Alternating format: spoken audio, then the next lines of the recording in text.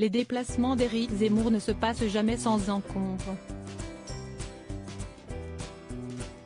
Alors qu'il s'est rendu dans les Bouches-du-Rhône ce samedi 2 avril pour aller à la rencontre des habitants du département, le candidat du parti Reconquête, qui est en pleine campagne à l'élection présidentielle, a quelque peu été chahuté.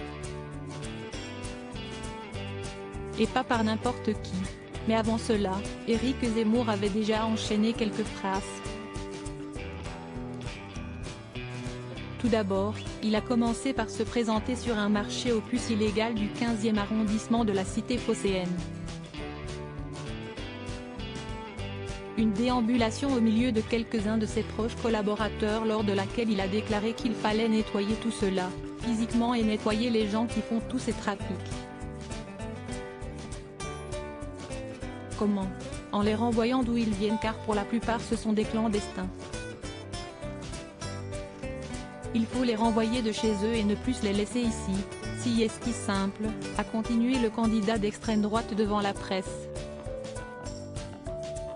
Éric Zemmour sorti d'un terrain de foot par le frère de Zinedine Zidane interrogé sur la célèbre phrase qu'avait déclaré Nicolas Sarkozy sur les banlieues, il s'est fait un malin plaisir à surenchérir, le Karcher? Plus que le Karcher. Et forcément, Éric Zemmour s'est attiré la foudre de bon nombre d'habitants présents sur place. Avant de continuer son chemin vers la cité de la Granière, dont la visite a été rapidement expédiée car la sécurité était sur les dents, selon Alex Sulzet, un journaliste politique du journal Le Parisien. Le déplacement d'Éric Zemmour dans les Bouches-du-Rhône s'est achevé par une démonstration de football sur le terrain du club de futsal d'Aix-en-Provence.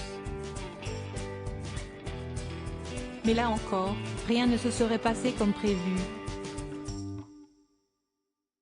Alors que le gérant de la salle de ce centre sportif appartenant à Zinedine Zidane n'aurait pas été informé que la réservation avait un but politique, une scène incroyable se serait produite.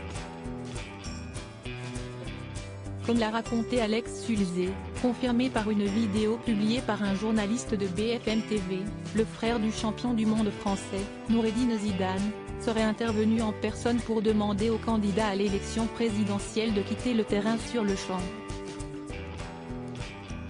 Une scène totalement incroyable. Loading widget.